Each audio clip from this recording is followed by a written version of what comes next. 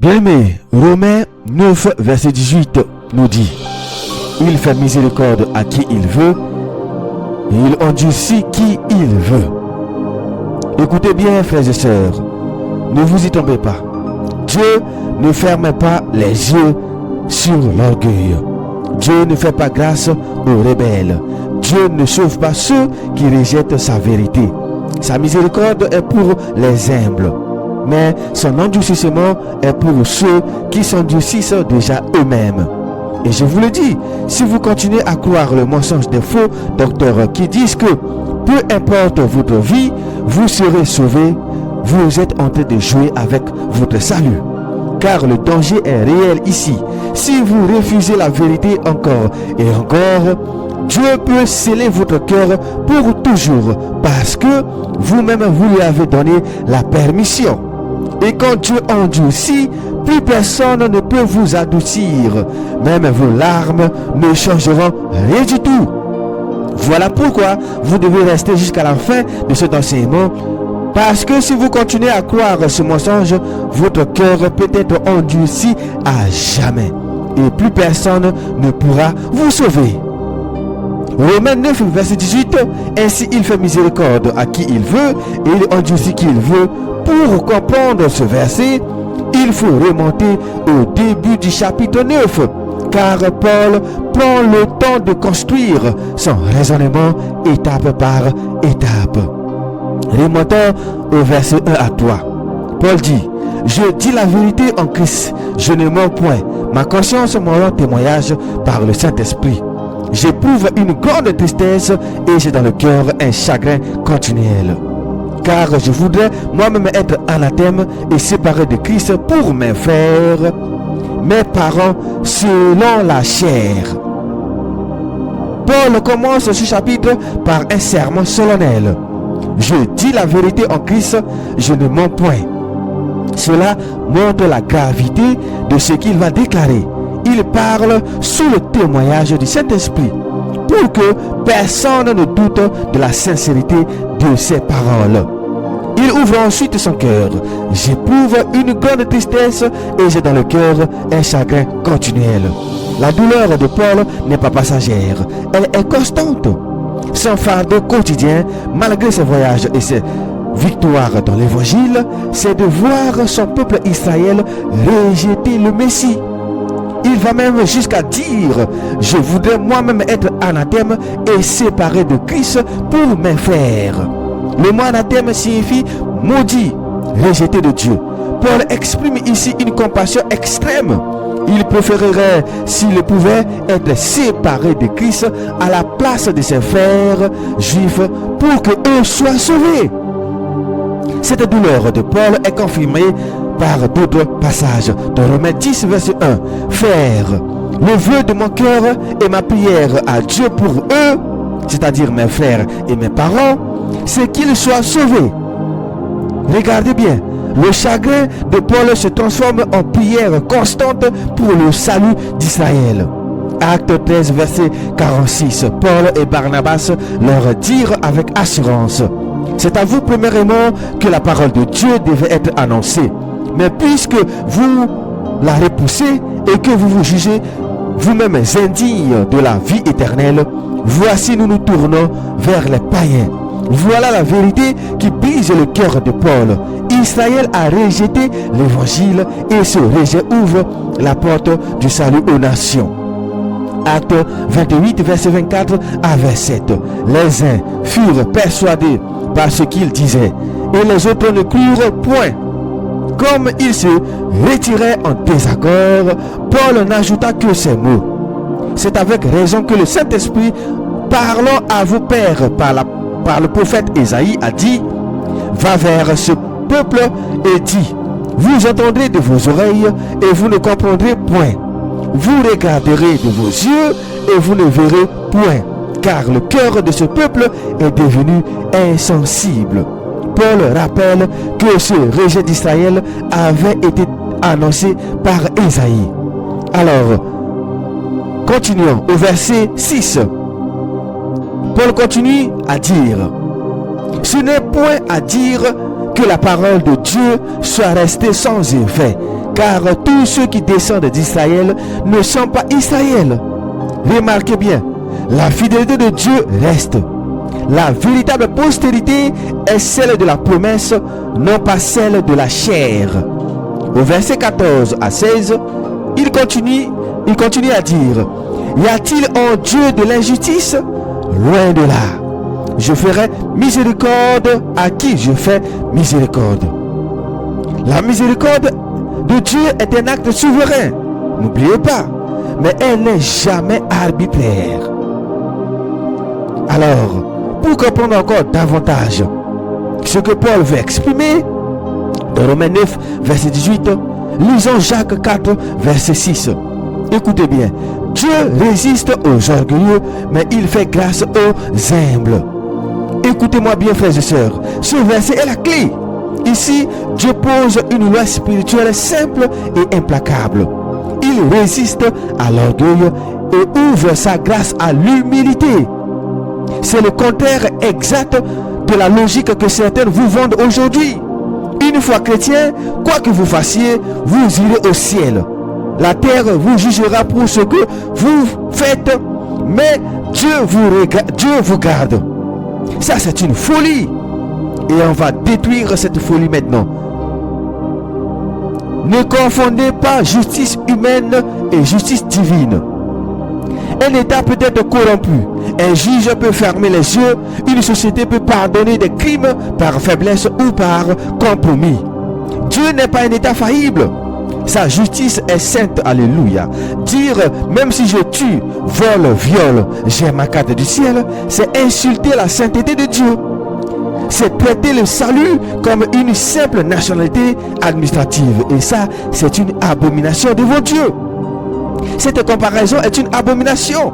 Comparer le salut éternel à une citoyenneté terrestre qu'on ne perd jamais, même en commettant les pires crimes, c'est vomir le mensonge en pleine face de Dieu. Sur la terre, les criminels échappent parfois à la justice à cause des juges corrompus ou les lois défaillantes. Mais devant Dieu, il n'y a pas de corruption, pas d'oubli, pas de passe-droit.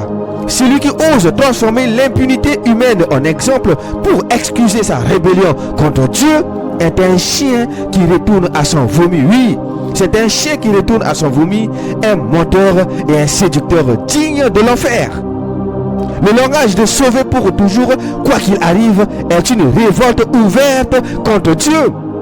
Dire je suis sauvé pour toujours, je peux vivre comme je veux, c'est cracher à la face du Tout-Puissant en criant je te défie. Ce n'est pas de la foi, c'est de l'orgueil pur. Et c'est ce que Jacques est en train de dire ici. C'est de la graine de Lucifer. Jacques l'a dit. Dieu résiste aux orgueilleux. Alors sache-le, si tu persistes dans ce blasphème, la main de Dieu ne sera pas pour toi, mais contre toi. Ta conscience s'endurcira comme du béton, ton cœur deviendra sec et la douleur. La Bible ne promet pas une carte d'identité éternelle pour l'insouciance, frères et sœurs. Elle demande une relation vivante avec Christ. Et Jean 15, verset 6 nous le confirme. Si quelqu'un ne demeure pas en moi, il est jeté dehors. Et Jean 2, verset 6, celui qui dit qu'il demeure en lui doit marcher aussi comme il a marché lui-même. Voici la vérité. Le salut authentique produit une marche, produit des fruits, produit une transformation. Ce n'est pas un tampon qui vous autorise au péché. Les Écritures condamnent la persistance dans le péché comme incompatible avec l'héritage du royaume. Galates 5, verset 19, je paraphrase vite fait. Les œuvres de la chair, ceux qui les pratiquent n'hériteront point le royaume de Dieu. Hébreux 10, verset 26 à 31. Avertissement redoutable contre ceux qui, connaissant la vérité, pêchent volontairement. Et Matthieu 7, 21 à 23, tous ceux qui me disent Seigneur, Seigneur, je ne vous ai jamais connu. Ces textes ne sont pas des menaces vaines. Ils détruisent l'excuse de je suis chrétien, donc je suis sauvé quoi qu'il arrive. Demeurer en Christ, la condition vitale du salut. Le vrai salut se voit dans la persévérance. Alléluia. Demeurer en Christ, c'est rester attaché à lui.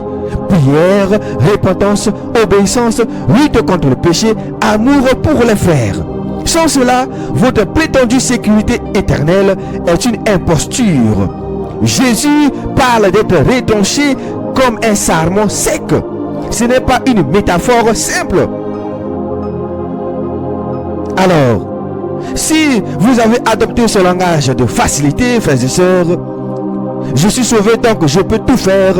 Confessez votre orgueil aujourd'hui. Répondez-vous véritablement, pas de paroles creuses, mais des signes de changement. Renoncez au péché, cherchez la sanctification, obéir à la parole de Dieu. Demeurez en Christ jour après jour. Ne dormez pas sur votre soi-disant statut chrétien. Vivez la relation avec Christ. Si vous prêchez, vous, les faux docteurs, qui disent que vivez comme vous voulez, Dieu vous regarde. Vous tuez des âmes, vous fabriquez des orgueilleux qui défient Dieu et qui finiront durs, pleins de béton dans le cœur. Vous détournez des brebis de la repentance. Vous rendez Dieu blasphémé par votre fausse douceur. La grâce de Dieu existe, oui. Elle est immense et merveilleuse. Alléluia. Mais elle est pour les humbles. Le prétendu permis de pécher est une insulte qui attirera la résistance de Dieu.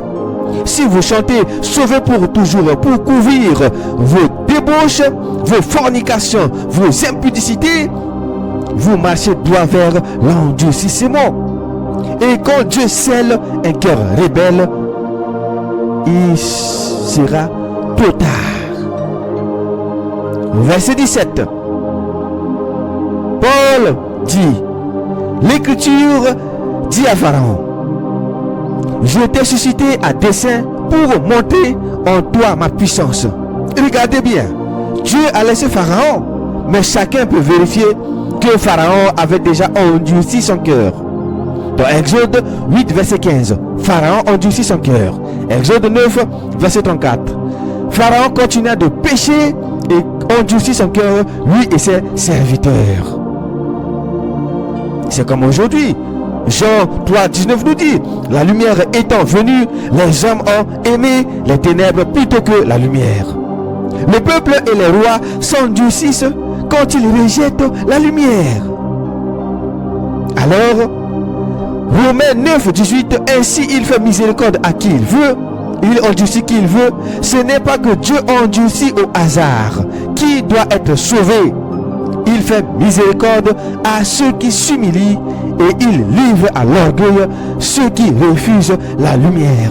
Voici l'explication, frères et sœurs, de ce passage. Bien-aimé, comme Paul dit, Dieu fait miséricorde à qui il veut et il endurcit qui il veut. Il ne veut pas dire que Dieu choisit n'importe comment qui va aller au ciel et qui va aller en enfer. Non, loin de là. Depuis le début du chapitre, Paul explique pas à pas. Dieu a toujours gardé une lignée selon la promesse, pas selon la chair. Ismaël est né des efforts humains, Isaac est né de la promesse. Ceux qui refusent la lumière choisissent eux-mêmes le chemin de l'endurcissement. Dieu, dans sa justice, confirme le choix de l'homme. Et il fait grâce à celui qui s'humilie et il livre à son propre orgueil celui qui se rebelle contre lui. Regardons Pharaon. La Bible dit d'abord, Pharaon endurcit son cœur. Puis encore, Pharaon continua de pécher et endurcit son cœur, lui et ses serviteurs. Après cela, seulement Dieu l'a endurci. Dieu n'a fait que le laisser dans le chemin qu'il avait choisi, lui Pharaon. C'est pareil pour nous aujourd'hui. Si quelqu'un rejette la vérité de Christ, Dieu finit par le livrer à son propre choix.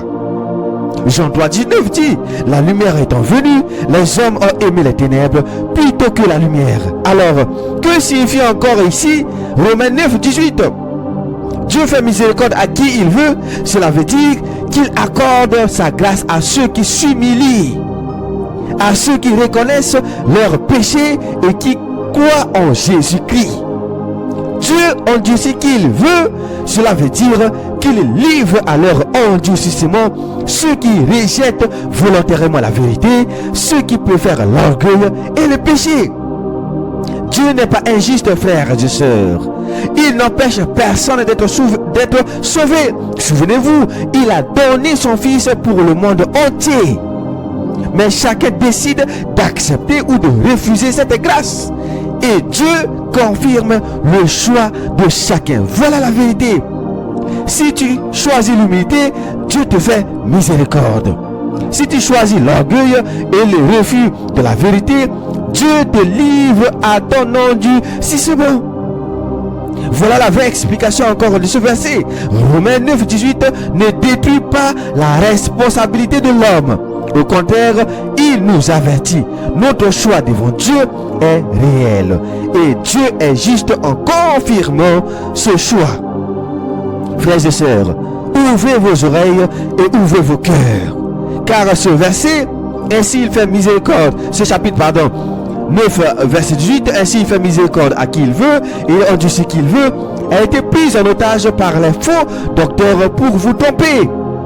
Ils l'ont utilisé pour vous faire croire que vous n'avez aucun choix, que tout est déjà décidé par Dieu, que même si vous viviez dans le péché, si Dieu vous a choisi, vous irez au ciel. Et que même si vous répondez, si Dieu ne vous a pas choisi, vous irez en enfer. Mais ça, c'est quelle folie, quelle hérésie. Mais je vous le dis, avec la vérité de Christ, ce n'est pas ce que dit la parole de Dieu. Regardez bien le contexte. Paul ne dit pas que Dieu choisit au hasard. Il explique comment Dieu agit avec justice. Quand l'homme s'humilie, Dieu lui fait miséricorde. Quand l'homme s'endurcit, Dieu finit par le livrer à son endurcissement. Voilà la vérité, frères et sœurs. Regardez Pharaon. Avant que Dieu l'endurcisse, la Bible dit plusieurs fois, Pharaon endurcit son cœur. Pharaon continua de pécher et il endurcit son cœur, lui et ses serviteurs. Dans Exode 8, 15, Exode 9, 34. Après que Pharaon a refusé encore et encore, c'est maintenant que Dieu l'a livré à son choix.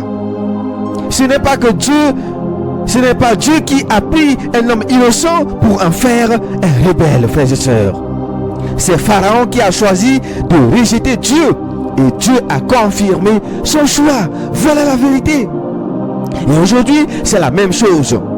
Jean 3, 19 nous dit, la lumière étant venue dans le monde, les hommes ont aimé les ténèbres plutôt que la lumière. Ce n'est pas Dieu qui force les hommes à aimer les ténèbres, non. Ce sont eux qui les choisissent. Mais quand ils choisissent, Dieu les confirme dans leur choix.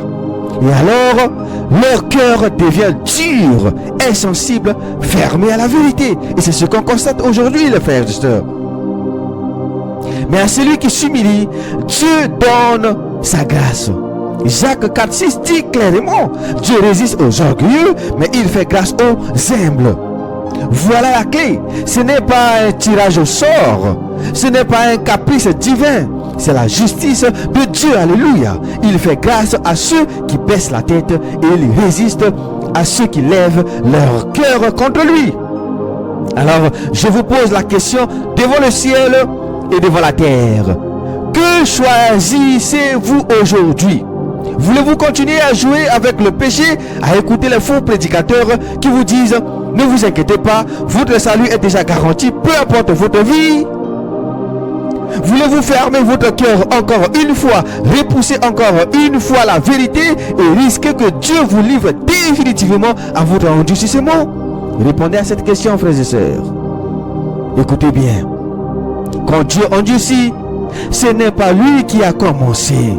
C'est toujours l'homme qui commence. Quand Dieu endurcit, il ne fait que sceller le choix de l'homme. Quand Dieu endurcit, même si tu veux revenir, ton cœur ne répond plus. Voilà le danger, voilà le piège. Voilà pourquoi tu dois choisir aujourd'hui la miséricorde. Toi qui es tombé sur cette vidéo ou sur cet enseignement, ne dis pas j'attendrai demain. Ne dis pas plus tard je me repentirai. Ne dis pas Dieu est amour, il va me comprendre. Car demain n'est pas à toi. La Bible dit clairement, aujourd'hui, si vous entendez sa voix, n'endurcissez pas vos cœurs.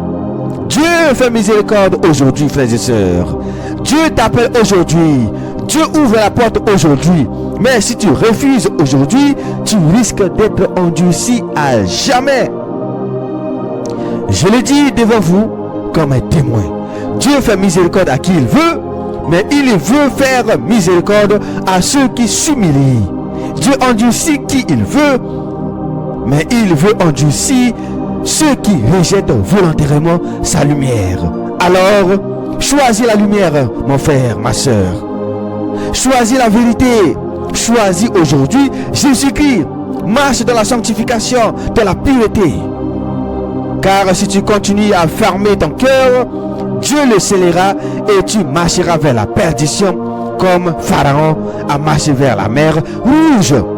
Mais si tu t'humilies aujourd'hui, si tu plies tes genoux, si tu cries à Jésus, il te fera grâce et t'accueillera dans sa miséricorde. Alléluia. C'était votre frère Rodrigue Simba Tominine. Demeurez toujours béni dans la paix de notre Seigneur et Sauveur Jésus.